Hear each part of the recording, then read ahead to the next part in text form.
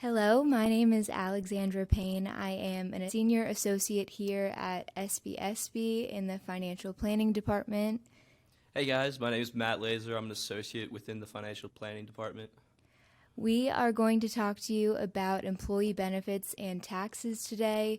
We believe this is a really important topic because it is one of the first financial decisions that you make after you graduate or when you are starting to get a job. So today I'm going to be talking about the employee benefits. And really, this kind of gets a bad rap. A lot of people, they're excited to start a new job or their first job, and they get slapped with a huge packet of employee benefits. And a lot of people view this as a bit of a drag to read through, so they end up just kind of skimming through it, clicking at the bottom and saying, I read and accepted all the above. But there's some really great options within your employee benefits for a lot of employers. And today I'm going to try to keep it high level in terms of two of the most common options with the employer retirement plans and group health care. So with the employer retirement plans, we get two major questions. How much should I be contributing and what should I be contributing into? And really to answer that first question, we go by two guidelines. Just a lot of employers will have some level of matching program. And really what this means is if you contribute 5% of your gross salary, they'll contribute 5% as well or some level like that. So if they do offer this, it's really important to hit that target match so you're not leaving money on the table. And then another guideline related to that is really hitting the 12 to 15% of your gross salary. So if you're making $100,000 a year, you'd want to be contributing about $12,000 or $15,000 to your retirement plan. And this is gross salary in conclusion with your employer match. So if I'm contributing $5,000, 5% of my gross salary, and my employer's contributing the same, that's about $10,000, so I'm already at that 10% of my gross salary. So I would only need an additional 2 to 5% to hit that target. So we really encourage young adults to take advantage of that. So then the second question is, so how should I be investing these contributions? And there's really two main options that are sometimes offered. It's the traditional or Roth options. And not every employer offers this, but if your employer does, it's important to note the Roth option. And it's really a question of, do we want to pay our taxes now, or do we want a tax break later when we're pulling out our money? And some things to think about for that are, if you're young, you're probably not making as much money now as you will be in the future. So you're probably in a lower tax bracket now. So you maybe want to take the tax break later when you're in a much higher tax bracket. So for me, I'm contributing a lot of my money on a Roth basis. So I'm paying taxes now, but when I pull out that money in retirement, I'll have a tax break then. And the third point, what kind of investments should we be in? Each employer will offer different options, but it's pretty standard that most employers will offer some sort of target date fund. And what this means is if you want to retire in 40 years per se, you'd be looking at target date 2060. And when you contribute, it will automatically rebalance on an annual basis and reallocate your funds. So you're more aggressive within your investments within that mutual fund now when you're young. And as you get closer to retirement, it will start to shift to a less risky investment. So it's really a nice hands-off approach that you don't have to worry about, and it'll just rebalance every year. Another point that we really would like to drive home is to invest early, really take advantage of the compounding interest. So if you were an individual trying to save up for $1 million by the age of 65, because that's when you want to retire, and let's say you're 25 years old now, you would only need to invest about $381 a month with a 7% annual return to reach that $1 million. Whereas if you started contributing to your plan when you're 55, you'd need to contribute close to $6,000 a month.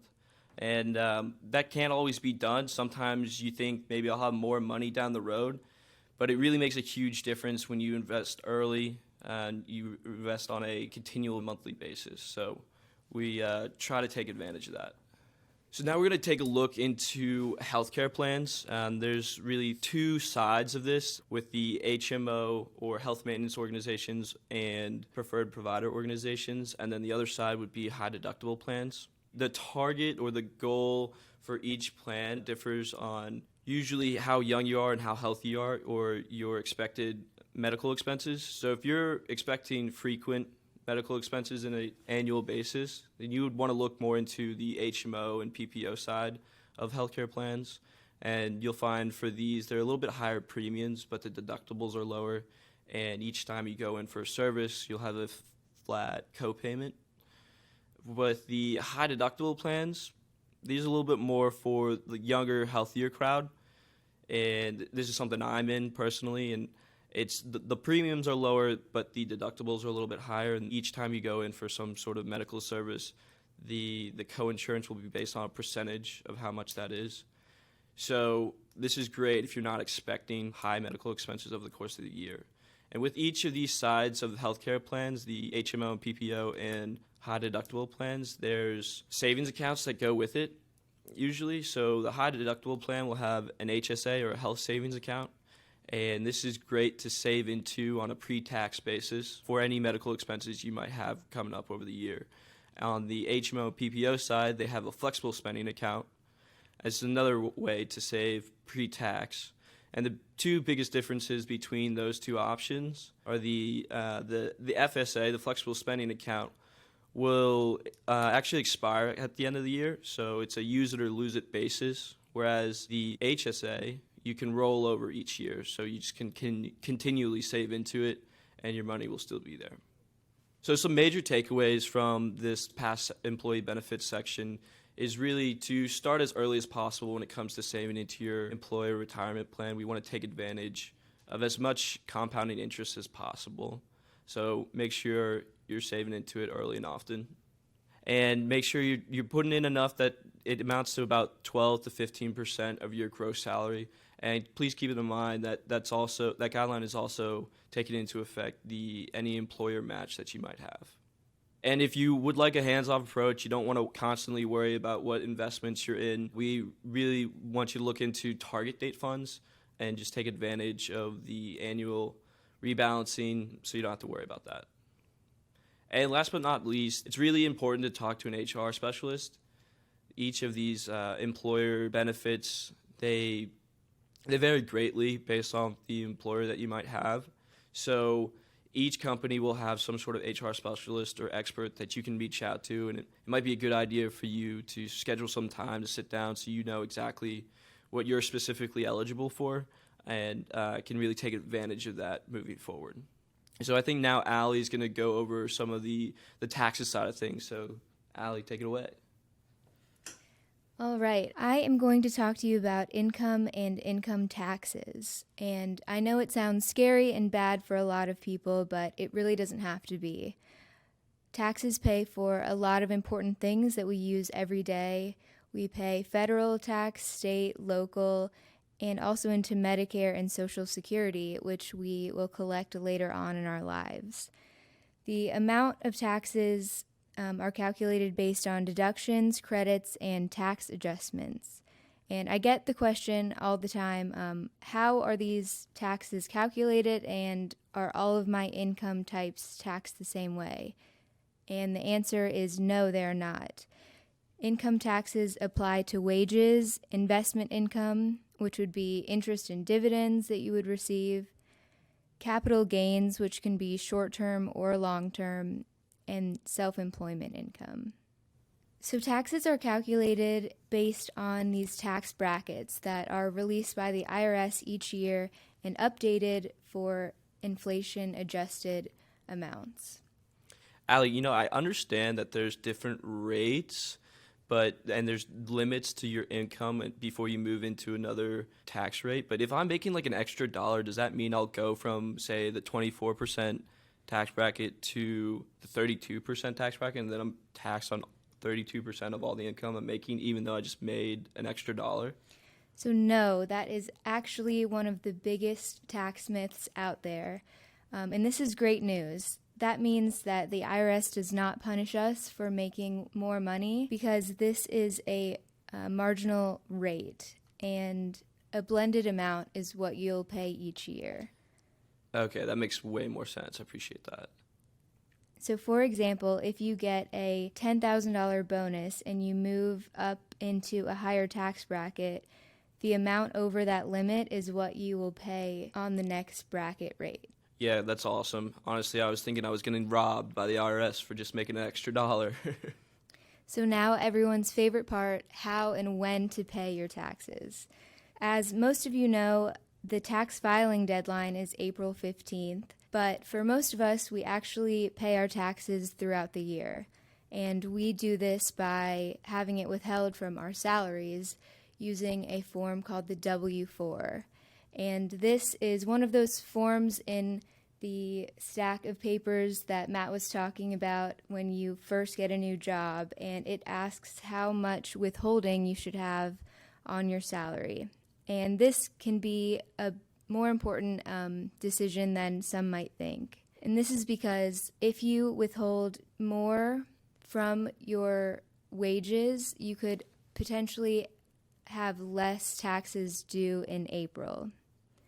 On the other hand, if you withhold less from your wages, and although on a monthly basis you're getting more income, you'll more likely have to pay in April.